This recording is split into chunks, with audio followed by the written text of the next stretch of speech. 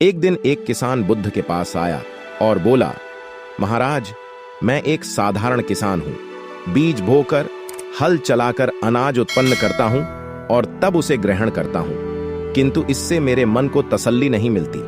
मैं कुछ ऐसा करना चाहता हूं जिससे मेरे खेत में अमृतत्व के फल उत्पन्न हो। आप मुझे मार्गदर्शन दीजिए जिससे मेरे खेत में अमृतत्व के फल उत्पन्न होने लगे।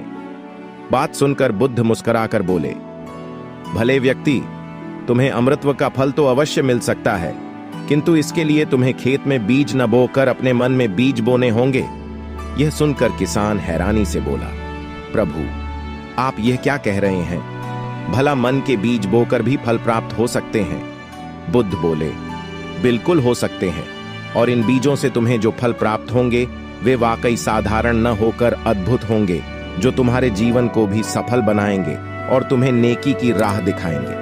किसान ने कहा, प्रभु, तब तो मुझे अवश्य बताइए कि मैं मन में बीज कैसे बोऊं? बुद्ध बोले, तुम मन में विश्वास के बीज बो, विवेक का हल चलाओ, ध्यान के जल से उसे सींचो और उसमें नम्रता का उर्वरक डालो। इससे तुम्हें अमृतत्व का फल प्राप्त होगा।